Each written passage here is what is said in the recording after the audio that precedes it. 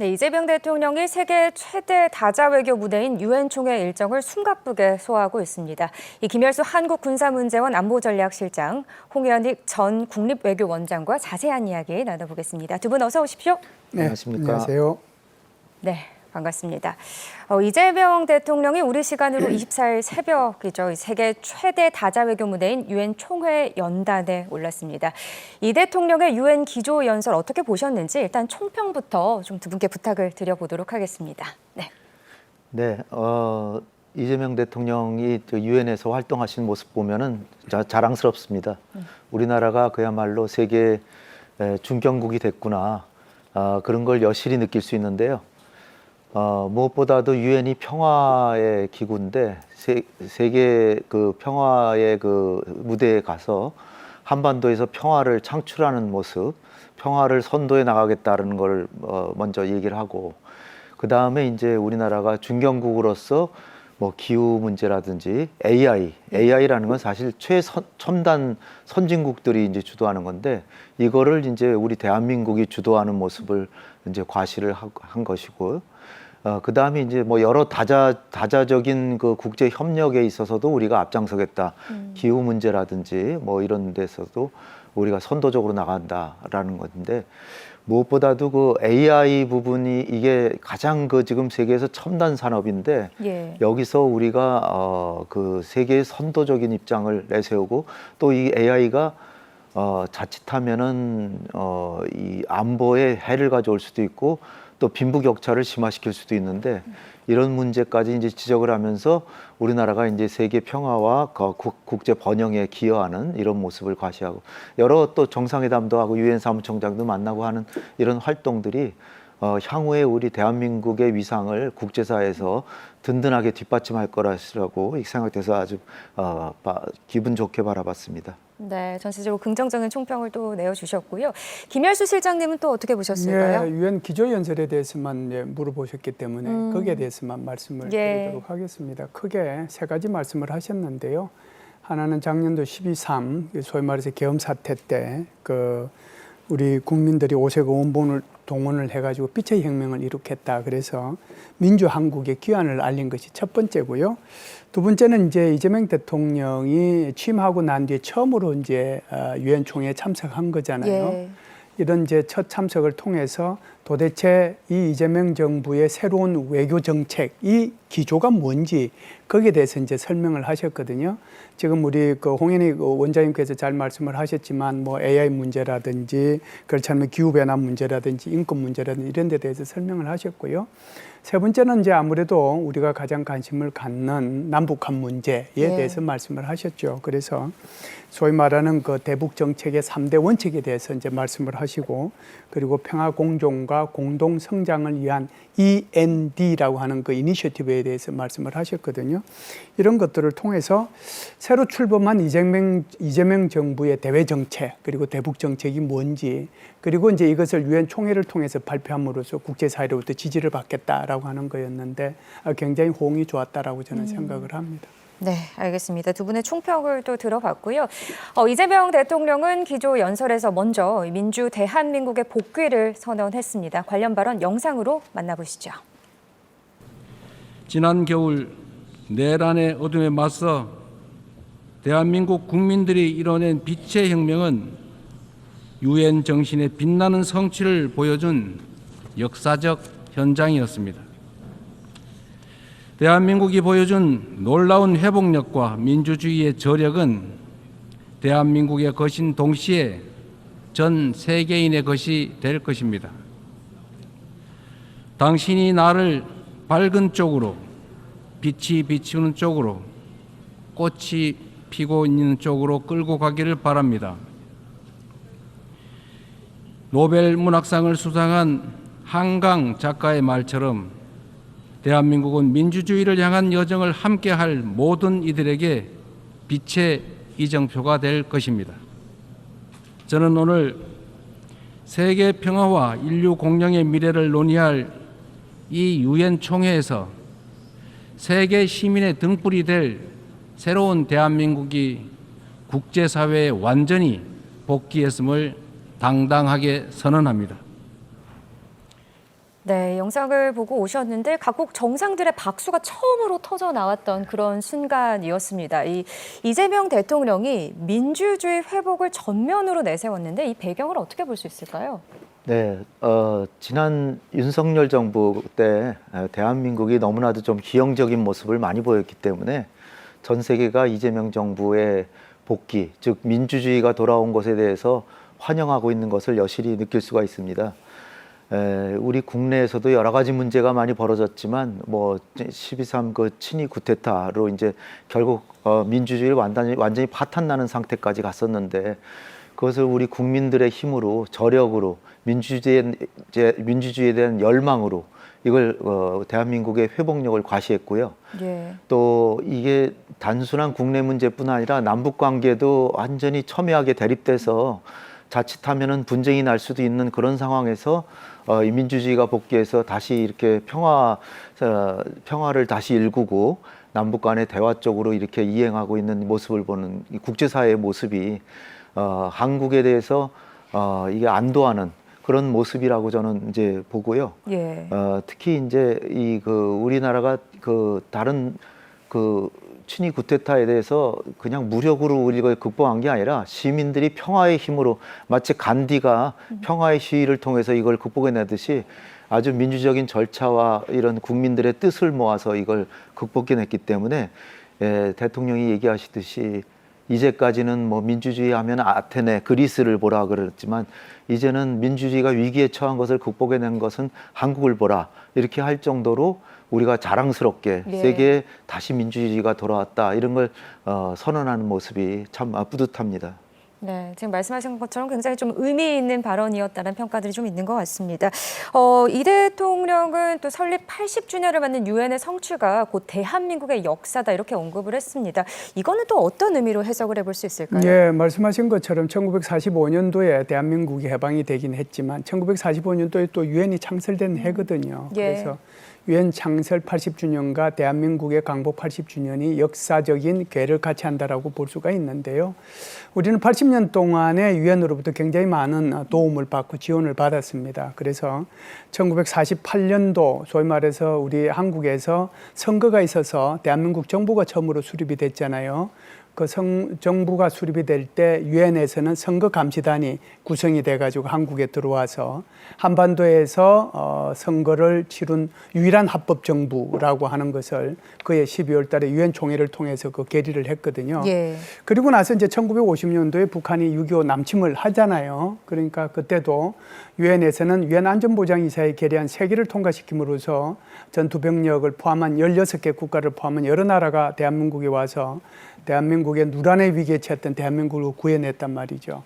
사실상 그 뒤로도 폐허 위에서 이 대한민국이 이렇게 살 수 있었던 것은 결국은 유엔의 여러 가지 구호품, 구호금 뭐 이런 것들이 이제 큰 역할을 했다라고 볼 수가 있겠죠. 그래서 대통령께서도 대한민국이 국가의 정체성을 유지하면서 산업화를 이룩하고 민주화를 이렇게 이룩하고 또 원조받는 국가에서 원조를 지금 하는 국가로 이렇게 변했던 것은 유엔에 큰 역할이 있었다. 그래서 대한민국은 그 자체로 유엔의 존재 가치를 증명해온 나라다 이렇게 얘기를 했거든요. 예. 그러니까 이제 이것은 유엔의 도움을 받아서 대한민국이 이렇게 커왔지만 앞으로는 이제 인류 공영을 위해서 유엔을 통해서 또는 국제사회에 대해서 더 많이 대한민국이 기여하겠다라고 하는 것을 이렇게 천명을 하셨다 이렇게 볼 수가 있죠. 네. 무엇보다 화제가 된 키워드는요, 바로 END 이니셔티브, 한반도 정책에 관한 메시지 중 등장한 약자입니다. 이 관련된 연설 먼저 보시고요, 이야기 나눠보도록 하겠습니다. 민주 대한민국은 평화 공존, 공동 성장의 한반도를 향한 새로운 여정을 시작합니다. 그 첫걸음은 남북 간 무너진 신뢰를 회복하고 상호 존중의 자세로 전환하는 것입니다. 대한민국 정부는 상대의 체제를 존중하고 어떠한 형태의 흡수 통일도 추구하지 않을 것이며 일체의 적대 행위를 할 뜻이 없음을 다시 한번 분명하게 밝힙니다.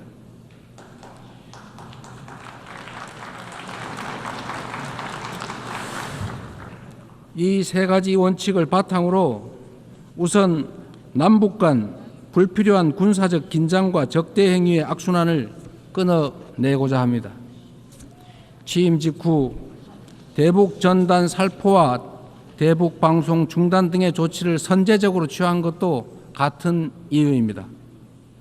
앞으로 우리 정부는 남북 간 군사적 긴장 완화와 신뢰 회복의 길을 일관되게 모색할 것입니다. 가장 확실한 평화는 싸울 필요가 없는 상태입니다. 교류, 관계 정상화, 비핵화, 즉 END를 중심으로 한 포괄적인 대화로 한반도에서의 적대와 대결의 시대를 종식하고 평화 공존과 공동 성장의 새 시대를 열어가야 합니다. 교류와 네, 저희가 이런 기조연설 듣고 나면은 어떤 키워드들이 많이 언급이 됐는지 늘 화제가 되곤 하지 않습니까? 근데 이번에 화제가 된 게 END 이니셔티브라는 말이죠. 이 키워드가 화제가 됐는데 뭐 교류, 관계 정상화, 뭐 비핵화의 첫 글자를 딴 겁니다. 기존의 대북 접근 방식하고는 좀 어떤 차이가 있다고 보시나요? 기존에는 역대 정부들이 비핵화를 먼저 이제 우선시를 많이 했고, 예. 특히 한국 보수 정부에서는 비핵화를 우선적으로 내세워서 뭐 남북 협상이 별로 안 됐죠. 진보 정부 때는 이제 다른 거를 이제 먼저 여기 저 화해 협력이나 이런 걸 먼저 내세우니까 북한에서 이제 대화에 응하고 예. 비핵화가 조금 이루어지다가 또 한참 되다 보면 또 우리 정부가 바뀌어서 보수 정부가 되면 또 강경 기조로 가고 예. 그래서 뭐 안 되고 이렇게 했었는데 지금 대통령께서 저 연설문에도 나오지만 가장 일단 중요한 거는 상호 간의 체제를 존중하고 또 흡수통일 추구하지 않고 일체의 적대 행위를 하지 않는다. 이렇게 극명하게 북한에 대해서 전혀 해코지할 의사가 없다. 같이 잘 지내자라고 하는 메시지를 먼저 주고 예. 그 다음에 이제 핵 문제를 얘기해야 되는데 핵 문제는 북한은 지금 비핵화의 비자도 얘기하기 싫다는 거 아니에요. 우리하고뿐 아니라 미국하고도 얘기 안 하겠다는 거예요. 예.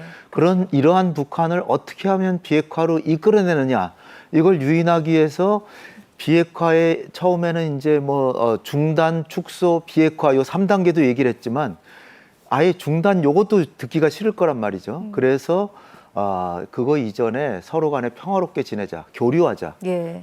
교류하고 협력하고 하는 걸 먼저 내세우고 그 다음에 이제 어떻게 보면 북한이 듣기에 굉장히 솔깃했을 법한데 관계 정상화. 관계 정상화라는 건 과거에는 비핵화가 아주 진전이 돼서 거의 완료 단계에서나 북미 관계 정상화를 우리가 지지를 했었는데 요번에는 그냥 중간 단계로서의 그 중간 단계 이게 순서가 1, 2, 3으로 있는 게 아니거든요. 예. 다 동시에 하는 거지만 어쨌든 두 번째로 내세운 게 정상화인데 이게 비핵화가 진전이 많이 안 돼도 북미 관계 정상화를 지지한다. 이거는 상당히 우리가 기존의 입장에서 좀 변화했다라는 예. 걸 이 정상화에서 느낄 수 있고요.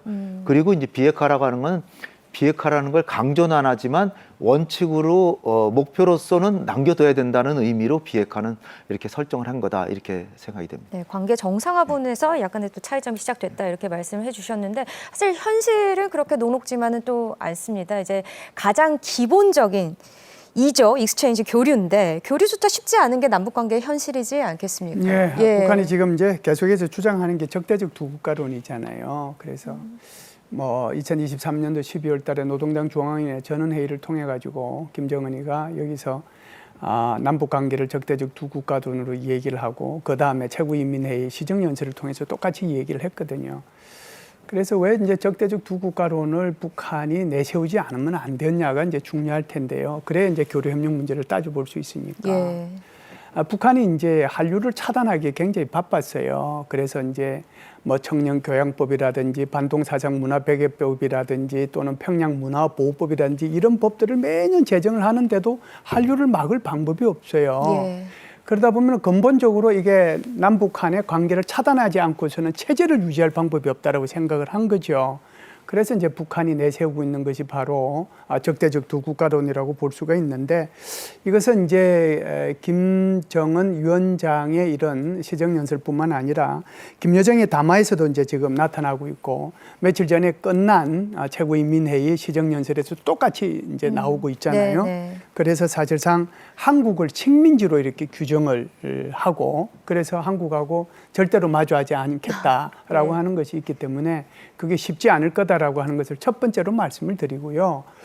두 번째는 이제 또 왜 그러느냐 하면, 지금 이제 북한의 경제 성장이라고 하는 것이 2023년하고 2024년도에 굉장히 플러스로 돌아섰어요. 이게 이제 어떻게 보면은 러시아하고의 군사 협력하고의 이제 직접적으로 연관이 있기 때문에, 그래서 2023년도에는 GDP 성장률이 3.5%, 작년도에는 3.7%까지 올라갔거든요.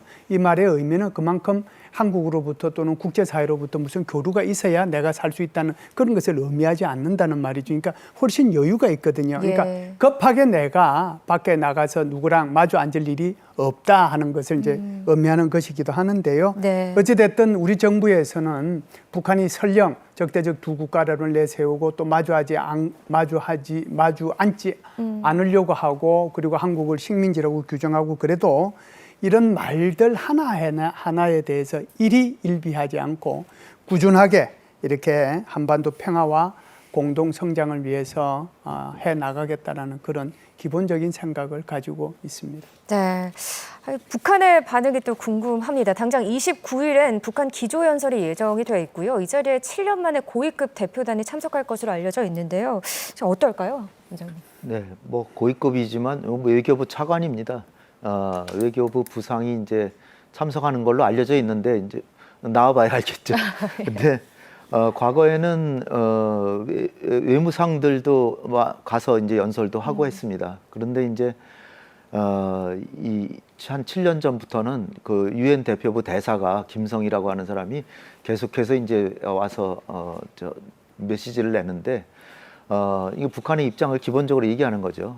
대체로 하는 얘기들은 북한도 하여튼 하나의 나라로서, 주권 국가로서 국제 평화를 위해서 노력을 하는데, 한미연합 훈련을 하고 이게 또 북한을 공격하는 훈련이고 하다 보니까 자기들도 자위권 차원에서 핵을 개발할 수밖에 없었다. 그래서 우리가 핵을 가진 거는 자위권 차원이니까 너무 놀라지 말고 우리가 다른 나라를 뭐 해코지할 생각은 없다. 뭐 이런 얘기를 하면서 또 아마 뭐 또 러시아하고 군사협력도 하니까 뭐 이런 내용도 설명할지는 모르겠어요. 예. 그렇지만은 이제 우리가 기대하듯이 남북 관계 개선에 뭐 좀 또 대화 복귀에 응한다든지 이런 메시지를 해주면 참 좋겠는데, 그거를 기대하기는 아직 좀 어려울 것 같고요. 혹시 뭐 저 미국 트럼프 대통령이 만나고자 이제 하려고 하는 모습을 보이니까 거기에 대해서 약간의 뭐 유인하는 제스처 같은 건 할 수 있을지도 모르죠. 우리도 서방의 국가들하고도 대화할 생각이 있지만 뭐 비핵화 문제 자꾸 얘기한다면 우리는 하고 싶지만 결국 대화는 이루어지지 않을 것이다. 뭐 이런 정도로 해서 다시 한번 미국이 대화를 추진해라, 적극적으로 해라, 그리고 비핵화는 요구하지 마라, 이런 메시지를 낼지도 모르겠습니다. 네, 어쨌든 저희 또 29일에 북한 기조연설의 기초를 좀 주목해봐야 될 것 같습니다. 기조연설 뒤에 만난 안토니오 구테레스 유엔 사무총장도 이 정부의 대북 정책에 대해서 현명한 접근이다, 이렇게 지원과 지지의 뜻을 밝혔습니다.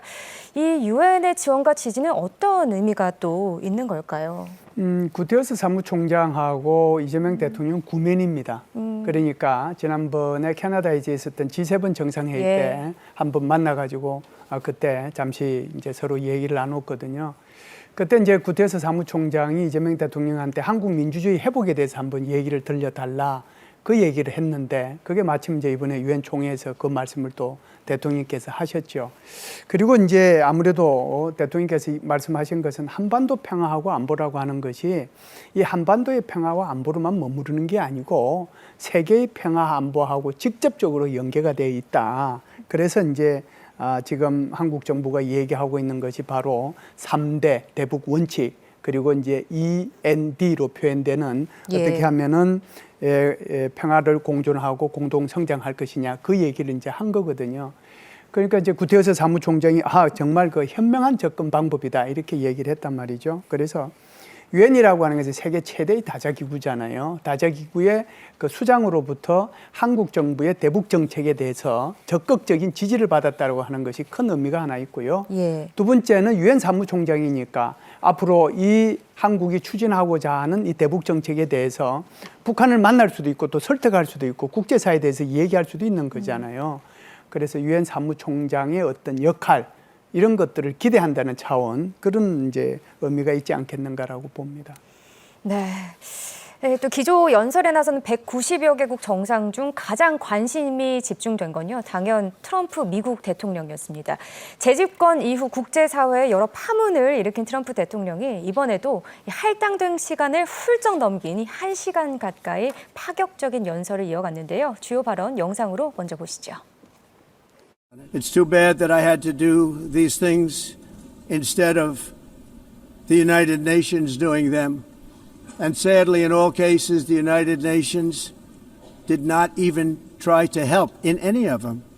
I ended 7 wars, dealt with the leaders of each and every one of these countries, and never even received a phone call from the United Nations offering to help in finalizing the deal.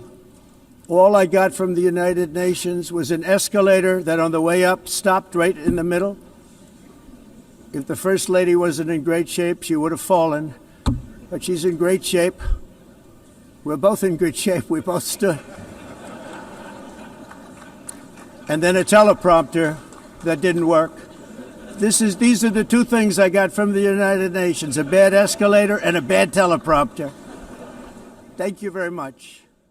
네, 자, 파격적인 트럼프 대통령의 연설 중 일부를 좀 보고 오셨는데 이 트럼프 대통령은 자신이 7개 전쟁을 종식시켰다. 유엔의 무능을 강하게 또 비판을 했습니다. 연설 어떻게 보셨습니까? 트럼프 대통령의 예. 연설을 딱 2단어로 얘기하면 질책과 자화자찬 이렇게 이제 얘기를 할 수가 있어요. 그래서 이제 질책이라고 하는 것이 지금 이제 에스컬레이터 프롬프터 이제 중단된 것도 질책을 했지만 예. 자기는 7개의 전쟁을 종식시켰는데 유엔은 자기한테 고맙다는 전함은 없었다. 거기에 대한 유엔의 무능을 이제 질책을 한 거거든요. 예. 그것뿐만 아니라 모든 이슈에 대해서도 질책을 했습니다. 기후 문제에 대한 이슈 여기에 대해서도 기후변화에 대해서 비판했죠. 이민 문제도 비판을 했죠. 그리고 팔레스타인 국가 인정하는 것도 비판을 했죠. 그러면서도 이제 자화자찬한 것은 바로 투자 유치 많이 했고 관세 지금 이제 부과해가지고 엄청나게 돈 벌고 있다. 그 예. 얘기란 말이죠. 네. 결국 이것은 어떻게 보면은 7개의 전쟁 종식을 얘기한 것은 노벨상을 염두에 둔 것 같다는 생각이 들고요. 예. 그리고 이제 엄청나게 이렇게 비판을 조목조목 이슈마다 이렇게 오랜 시간을 들여서 비판한 것은 결국은 이제 자신을 지지하는 그 지지층을 겨냥한 그런 자화자찬이지 않았는가 이렇게 봅니다. 네. 이 비판과 자화자찬 이 두 가지 키워드로 정리를 좀 해주셨습니다. 이 국제사회의 최대 현안으로 꼽히는 기후 변화와 이민 문제 이 부분 이제 정면으로 공격을 또 했는데 어떻게 보셨어요? 네, 트럼프 대통령이 좀 장소를 착각한 게 아닌가 싶어요.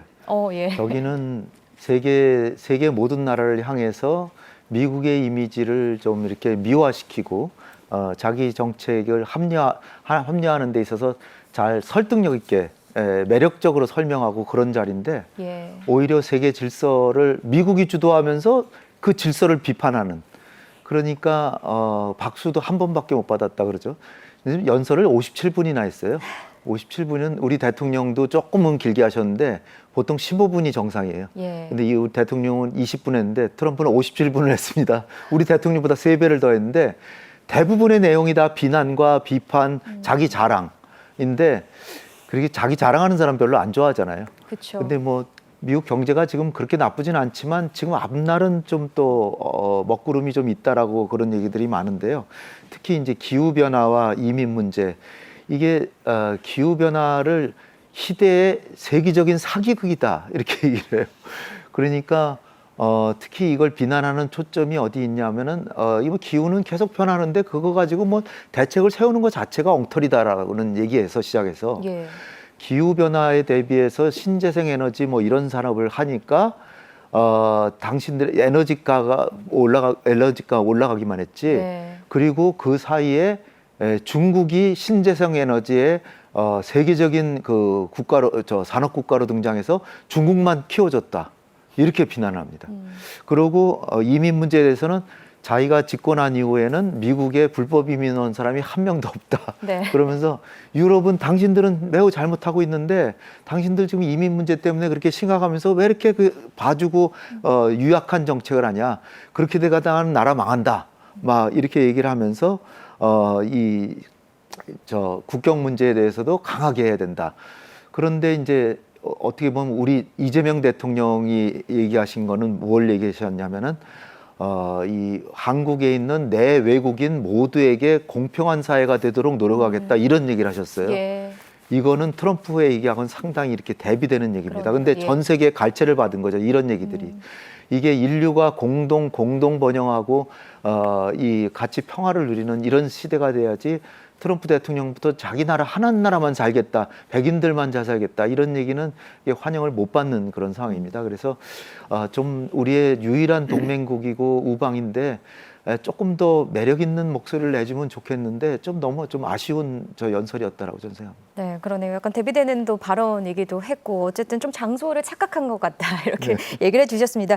그래서일까요? 영상 속에 이제 청중들 반응을 보면은 표정이 썩 그렇게 좋지만은 않아 보이는 것 같습니다. 각국 정상들의 연설에서 이 트럼프 대통령을 겨냥한 비판이나 반박들이 좀 드러났을까요? 네, 상당히 뼈 있는 그런 비판들이 있었습니다. 우선 이제 유엔 사무총장 같은 경우에는 지금 유엔 예산하고 유엔 PKO 예산 이걸 한 22% 정도를 미국이 분담하고 있는데 그 돈을 지금 안 내고 있어요. 그러니까 여기에 대한 이제 비판이 있었고요. 네. 브라질 이제 대통령 같은 경우에는 사실상 국내 문제에 트럼프 대통령이 개입하고 있다는 것과 50% 이제 관세 부과하고 있다는 거, 이건 이제 애둘러서 비판을 했고요. 그다음에 이제 에르도안 이제 튀르키예 대통령 같은 경우에는 지금 가자 지구에는 전쟁이 있는 것이 아니라 학살만 있다라고 얘기를 하면서 도대체 양심이 이렇게 침묵할 수 있느냐 이러면서 이제 비판을 했고요. 그리고 이제 우리 대한민국의 이재명 대통령도 상당히 이 트럼프 대통령과 조금 상반되는 얘기를 많이 했거든요. 그러니까 무슨 얘기냐면 트럼프 대통령은 유엔의 무능을 갖다가 비판을 했잖아요. 그런데 우리 한국 이재명 대통령은 유엔이 곧 우리 한국의 존재 가치가 유엔의 존재 가치다. 한국의 능력이 그렇게 얘기를 했고요. 그리고 이제 기후 변화는 사기다라고 이제 트럼프 대통령이 얘기를 했는데 우리 대통령은 재생에너지 비율을 확대하고 에너지 대전환 정책을 추진하면서 사실상 국가 온실가스 목표까지도 제출하겠다. 이거 뭐 완전히 상반된 얘기잖아요. 예. 그래서 트럼프 대통령이 하는 것들에 대해서 애둘러 비판하는 사람들이 지금까지 몇 명 있었는데 이게 뭐 끝나는까지 내일 모레까지 더 가야 되니까 더 비판하는 사람이 나오지 않을까라고 생각을 합니다. 네, 끝까지 또 지켜봐야겠군요. 저희가 또 이제 관심이었던 건 김정은 국무위원장이 트럼프 대통령과의 좋은 추억을 언급하면서 이 트럼프 대통령이 이에 또 화답을 할까 이런 관심이었거든요. 그러나 북한에 관한 언급은 또 전혀 없었습니다. 이거는 또 저희 어떻게 봐야 합니까? 네, 김정은 위원장이 9월 3일 날 베이징에 가서 시진핑 주석하고 푸틴 대통령하고 나란히 천안문 막루에 서서 열병식을 지켜봤는데요. 그게 이제 그렇게 해서 중국과의 관계를 7년 만에 개선을 하고 중국으로부터 지원도 받고 그리고 이제 푸틴 대통령한테도 러시아에 파병한 대가를 내놔라 뭐 이런 요구를 하고 왔음직합니다. 근데 과거의 사례를 보면 2000년에도 그랬지만 남북 정상회담 김대중 대통령하고 김정일이 김정은의 아버지 김정일이 정상회담 하기 직전에 수년 만에 베이징을 방문했고요. 2018년 19년에는 문재인 대통령하고 만나기 전후 또 트럼프 대통령 만나기 전후해서 4번을 또 중국을 갔습니다. 그걸 보면 이번에 베이징을 간 게 김정은도 북미 정상회담을 또 준비하고 있는 것이 아닌가 이런 이제 예상을 가능하게 하는데 아니나 다를까 최고인민회의라고 하는 우리 국회 그 개막하는 연설을 해서 이 보통은 국내 문제만 얘기를 많이 하는데 미국 얘기를 꺼내면서 트럼프 대통령과의 좋은 추억을 아직도 갖고 있다. 그러면서 우리를 비핵화하겠다고 하는 그런 비현실적인 생각을 버리고 핵 문제를 떠나서 같이 좋은 얘기를 하겠다 그러면 만날 용의가 있다. 안 만날 이유가 어딨냐 뭐 이런 식으로 얘기를 했거든요. 그 얘기는 김정은은 트럼프하고 만나고 싶다는 얘기를 내심 비춘 겁니다.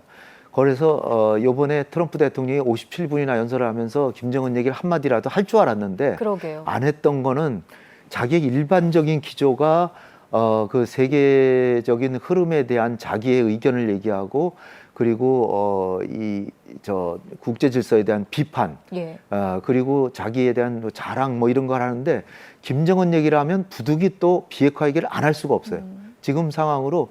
왜냐하면 어디서 알 수 있냐면은 저 유엔 총회를 계기로 한미일 외무장관이 만났습니다. 한미일 장관이 만났는데 예. 거기서 나온 성명서에 북한의 완전한 비핵화를 촉구를 했어요. 그 얘기 뭐냐면 한반도의 안전한 비핵화도 아니고 한반도의 안전한 비핵화 그러면 약간 좀 북한에서 아주 거부하지는 않는데 예. 북한의 비핵화를 얘기했거든요. 그래서 이 미국의 입장이 아직까지는 이 김정은의 비핵화 문제 거론하지 말라는 걸 들어줄 수 없다는 것을 상정하고 있기 때문에 트럼프가 북한 얘기하면 그 얘기를 또 해야 되고 예. 그래서 아마 얘기를 하지 않은 것이 아닌가.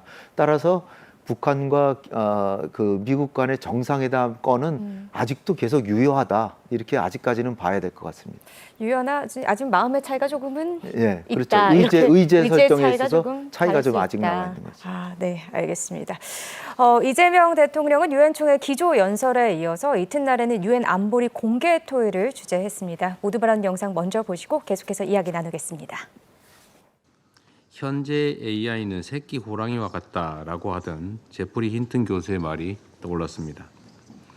우리 앞에 새끼 호랑이는 우리를 잡아먹을 사나운 맹수가 될 수도 있고 K-팝 데몬 헌터스에 나오는 사랑스러운 더피가 될 수도 있습니다.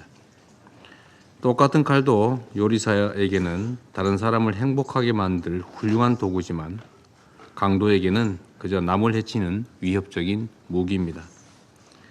특히 AI는 지식과 정보 처리 전 과정에서 가장 파괴적 혁신을 가져올 발명품이고 심지어 스스로 인간처럼 판단과 결정까지 내릴 수도 있습니다.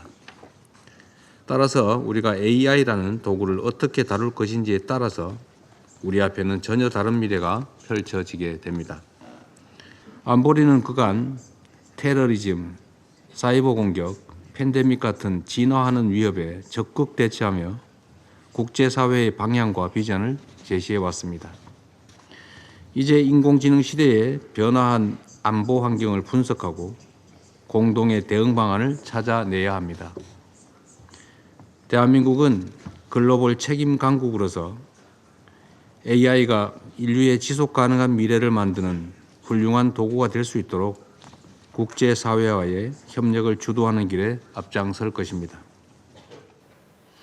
네, 이재명 대통령께서 유엔 의사봉을 두드리는 모습을 보면서 네. 뭐 국민의 한 사람으로서 이제 묘한 또 자부심이 느껴지기도 하더라고요. 이 대한민국 대통령의 유엔 안보리 회의를 주재하는 건 처음 있는 일이잖아요. 이게 어떤 의미인지 굉장히 중요할 것 같습니다. 네, 유엔 안보리는 유엔에서도 이제 대표 국가들만 모여 있는 나라고요. 예. 가장 강력한 국가인 5개 나라는 상임이사국이고 나머지 10개 나라는 비상임이사국인데 비상임이사국은 계속 이제 돌아가면서 뽑아가지고 이제 하는데요. 비상임이사국 된 것도 이제 영광이지만 예. 이게 우리는 처음이 아닙니다. 벌써 여러 차례 했는데 한국 대통령이 안보리 회의를 직접 주재한 건 처음이라는 겁니다. 그래서 과거에도 우리 대통령들이 가서 하려면 할 수 있었지만 와서 안 하신 거죠. 과거 대통령들은. 근데 네. 이재명 대통령은 집권한 지 얼마 되지도 않았는데 이 직접 참석해서 유엔 안보리 회의를 주재했고요. 금년이 또 유엔 창설 80주년입니다. 그래서 80주년에 유엔 총회가 있고 안보리 이사회가 있는데 거기 그 이사회에서 저 회의를 주재했고 80개국이 참석해서 대통령이 주재하는 회의를 봤는데 거기서 또 자랑스럽게도 AI라고 하는 예. 세계 첨단의 미래 인류의 먹거리 산업을 주제로 예. 그것과 AI의 발전과 국제 평화 안보 이런 주제를 가지고 얘기를 했다고 하는 게 매우 자랑스럽고 한국의 국제적 위상이 매우 높아진 거를 반영하는 거라고 이제 보여집니다. 예, 지금 말씀해 주신 것처럼 이 안보리 공개 토의의 의제는 AI와 국제 평화 그리고 안보였습니다. 이 주제 선정이 어떻게 이루어지는 것인지 그리고 또 이 토의에서 또 어떤 이야기가 오고 갔는지가 굉장히 또 궁금하네요. 왜 이런 주제를 선정했느냐가 이제 배경이 되겠죠. 그래서 요것은 대통령께서 이 회의 주재하기 전에 약식 브리핑을 통해서 왜 이 주제를 선정했는지 말씀을 하셨어요.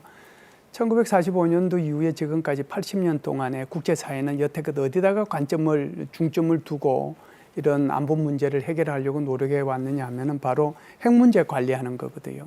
그런데 지금은 오히려 핵 문제 못지않게 더 중요해진 것이 이제 예. 바로 AI 분야라고 하는 거죠. 그래서 AI의 새로운 위협과 도전에 걸맞은 새로운 가버넌스를 모색해야 될 시기이기 때문에 이 주제를 선택을 했다라고 하는 것이 그때 브리핑에서 나왔던 말씀이고요. 예. 그리고 이제 주로 여기 하신 말씀들은 좀 전에 이제 여기 영상을 통해서도 나가긴 했습니다만은 사실상 AI를 잘 활용을 하면 우리가 뭐 K-팝, 데몬 헌터스에 나오는 더피 같은 그런 게 될 수도 있지만 이거 잘못 활용하면 호랑이 될 수도 있다는 그런 얘기거든요. 그러니까 극과 극의 양극상이 될 수도 있다는 건데 그러려고 하면은 이게 이제 결국은 AI라고 하는 것이 가장 파괴적인 핵심을 가져오는 어떤 발명품이라고 볼 수 있는데 잘 활용을 하게 되면 저성장을 극복하고 고물가도 극복하고 또 번영의 길로 나아갈 수 예. 있지만 이게 이제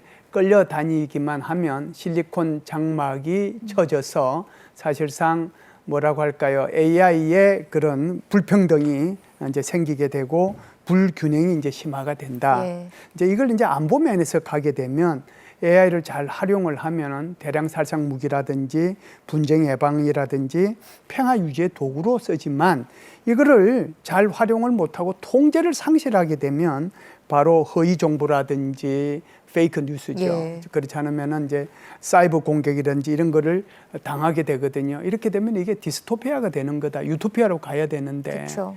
그러려고 하면은 결국은 우리 인류는 어떻게 해야 되느냐 여기에 대해서 공동 대응을 해야 된다. 그래서 이제 이 주제를 선정했고 주 말씀하신 내용도 여기 공동 대응을 해 나가자라고 하는 것이 핵심이었다 이렇게 봅니다. 네, 어떻게 잘 활용할 것인가가 참 중요한 것 같습니다. 지금 뭐 앞서서도 얘기했지만 굉장히 숨가쁘게 지금 이재명 대통령의 일정을 소화를 하고 있는데 불과 48시간 동안 4차례 정상회담과 유엔 사무총장 접견까지 잇따라 소화를 해냈습니다. 각국 정상들과의 회담을 좀 정리해 보면 좋을 것 같은데요, 원장님. 네. 일단 유엔 사무총장은 트럼프 대통령과 달리 이재명 대통령은 유엔의 다자 협력 외교 이게 매우 중요하다라고 이제 높이 평가하고 우리가 그 책임 있는 역할을 다하겠다 그러고 그러니까 유엔 사무총장도 대통령의 그 엔드 이니셔티브 아주 좋은 구상이다라고 칭찬을 하고 예. 한국에 대해서 적극적인 지지를 표명했고요. 유럽의 세 나라 그다음에 우즈베키스탄과 이제 정상회담을 했는데요. 폴란드하고 체코는 다 아시다시피 이제 방산 우리 수출국입니다. 그래서 원전과 방산 수출국인데 폴란드에는 우리 K2 전차가 아주 제때 잘 납입이 돼서 너무나 기쁘고 성능도 예. 매우 좋다. 그래서 폴란드 대통령이 아주 만족을 표현했고 그래서 이제 이거를 원전 협력까지 연결하자 또 이렇게 얘기를 했고요. 이태리 총리는 여성인데요. 예. 딸이 완전히 그 K 한류 광팬이랍니다. 그래가지고 이제 팬이군요. 서로 이제 초청을 하면서 예. 만약에 그 조르자 총리가 딸을 데리고 오면 우리 한류 문화의 본산을 공연을 통해 보여주겠다. 대통령이 약속을 해서 예. 굉장히 또 좋아했다라고 딸한테 아마 칭찬받을 것 같습니다. 우즈베키스탄에는 이제 우리 교민들도 많이 살고 하는데 여기는 이제 자원이 풍부한 나라라서 철도, 공항, 도로, 인프라 건설이라든지 핵심 관물 여기 협력하자 이렇게 해서 세일즈맨 외교도 하시고 우리나라 국제 기업 외교에서 이번에 많은 성과를 거두신 것 같습니다. 네. 또 하나의 깜짝 만남도 있었습니다. 이재명 대통령이 스콧 베센트 미국 재무장관과 직접 또 면담에 나선 건데요. 한미 관세 협상이 마무리되지 않은 현재인데 이번 만남이 어떤 의미가 또 있을까요? 예, 원래는 뭐 내일 주식거래소에서 만나기로 했었는데 예. 그 자신 일정이 있어가지고 좀 땡겨서 만나자고 그래서 만났습니다. 사실상 이게 미국에 대한 투자 문제, 이제 관세 협상에서는 투자 대상이라든지 선정 방법이라든지 투자 방식이라든지 이윤 배분이라든지 투자 규모라든지 여러 가지가 많아요. 그런데 뭐 나머지 것들은 뭐 장관급 또는 또 실무자급에서 넘기고 대통령께서 이제 특별히 강조했던 것은 투자 규모하고 투자 방식에 따른 이제 한국의 불이익과 관련해서 말씀을 하신 것 같습니다. 그래서 사실상 3,500억 불이라고 하는 것이 이게 작은 돈이 아니거든요. 한국이 총 가지고 있는 외환 보유율이 4,100억 불 정도 되는데 이게 뭐 3,500억 불이면 한 86% 정도 되는 거잖아요. 예. 그래서 우리는 이걸 가지고 보증과 대출로서 이제 여기에 투자를 하겠다라고 하는 건데 미국은 여기에 대해서 현금으로 직접 투자를 해달라고 얘기하는 거거든요. 여기에 굉장히 큰 괴리가 이제 있는 겁니다. 그러네요. 그래서 대통령께서 만일 이런 일이 생기게 되면 굉장히 한국으로 봐서는 1997년도에 외환위기가 재현될 가능성이 하나 있기 때문에 그런 것들에 대한 이제 관심을 좀 가져주기를 바라면서 통화스와퍼가 꼭 필요하다. 그 얘기를 했거든요. 그게 이제 핵심 내용이고요. 두 번째는 사실상 이 버센터 재무장관의 카운터 파트너는 우리 부총리가 이제 카운터 파트너인데 그럼에도 불구하고 대통령이 직접 나선 것은 그만큼 우리가 협상을 안 하려고 하는 것이 아니라 협상할 의지가 있다라고 하는 것을 미국한테 보여주기 위한 거다라고 보는 거고요. 세 번째로는 결국은 에이펙 정상회담이 다음 달 10월 31일, 11월 1일 이틀 사이에 있는데 그때 한미 정상회담이 계획돼 있거든요. 그래서 그 사이에 한 40일 정도 남아 있는데 이런 실무 협상 그런 과정들을 거쳐서 그때는 양국 대통령이 서로 윈윈하는 차원에서 서명하기를 바란다. 그런 의미에서 이렇게 만나지 않았겠는가 이렇게 봅니다. 네, 협상은 뭐 늘 어려운 거긴 합니다만 잘 이끌어내는 게 중요하겠습니다. 네. 이 이재명 대통령이요, 미국 월가 인사들이 대거 참석하는 투자 서밋 행사 일정을 끝으로 귀국길에 오를 또 예정입니다. 마지막으로 이재명 대통령의 유엔 총회 참석 그 성과와 의미에 대해서 좀 얘기를 나눠보면 좋을 것 같은데요. 원장님, 네. 어떻게 보실까요? 예, 우리나라 그 위상이 굉장히 높아진 거를 느낄 수 있는 대통령의 뉴욕 방문이 아니었나 이렇게 생각이 되고요. 또 우리가 경제가 많이 발전했지만 중국이 바싹 따라오고 많은 부분에 있어서는 우리가 앞서가고 있습니다. 우리가 앞서가고 있는 게 반도체 일부분이고 많지가 않거든요. 조선 같은 것도 우리가 훨씬 앞섰다가 최근에는 중국이 50%, 우리는 30%입니다. 전 세계, 그러니까 전 세계 조선의 한 70%를 한중일 3국이 하는데 일본이 10% 되고요. 그런데 하여튼 중국이 우리를 더 능가해서 가고 있고 우리가 작년엔 중국의 적자를 봤습니다. 그런 상황에서 미래 먹거리를 찾아야 되는데 그래서 첫날 대통령이 뉴욕에 방문해서 블랙록 회장을 만났어요. 거기가 1경 7천조 원을 운영하는 세계 최대 투자 운영사입니다. 그래서 거기 회장과 한국을 AI 아태 지역 허브로 만든다. 그리고 인프라 건설한다. 세계에 투자하는데 협력하겠다. 이걸 얻어냈고요. 그 다음에 안보리에서도 AI 주제로 이걸 했고, 그래서 우리의 새로운 먹거리로 AI가 새롭게 떠오르고 있는 거고, 또 다음 달 말에 경주의 에이펙 정상회담에서도 에이펙 선언이 또 AI 선언이 또 나올 정도로 AI가 이제 우리의 먹거리로 등장했는데 그것뿐 아니라 세계에 이제 한국의 민주주의가 돌아왔다는 것도 알려주고 그 다음에 한반도에 다시 평화의 물결을 일으키기 위해서 우리가 많은 노력을 하고 있고 많은 이니셔티브를 하고 있고 미국과 협력해서 이렇게 국제사회에 기여도 많이 하겠다. 이런 메시지를 줘서 아주 성공적인 뉴욕 방문이 아니었나 이렇게 생각이 됩니다. 네, 역시 긍정적인 평가셨고요. 실장님은 좀 어떻게 짧게 해야 되나요? 길게 해도 되나요? 짧게 해주시면 감사하겠습니다. 그래요? 네, 예. 감사합니다. 이재명 정부 출범 첫 해죠. 그래서 민주한국이 돌아왔다는 말씀을 하시고 그리고 이제 이재명 정부의 대외 정책 기조 그리고 대북 정책 기조를 확실하게 전 세계에 전파했다는 데 굉장히 큰 의미가 있고요. 두 번째는 지금 우리 원장님께서 말씀하신 것처럼 AI에 대해서 회의를 주재했잖아요. 대한민국이 AI의 선도 국가로서의 역할을 수행을 하겠다라고 하면서 그런 내용들이 바로 대한민국의 위상을 제고하는 데 큰 역할을 하지 않았는가. 그런 데 의미가 있다라고 봅니다. 네, 짧지만 굉장히 의미 있고 중요한 내용을 쏙쏙 잘 넣어주셨습니다. 네, 이번 유엔 총회를 통해 대한민국 외교의 지평은 한층 넓어졌습니다. 이러한 흐름이 경주 에이펙 정상회의로 이어지길 기대하겠습니다. 지금까지 김열수 한국군사문제원 안보전략실장, 홍현익 전 국립외교원장이었습니다. 오늘 말씀 고맙습니다. 감사합니다.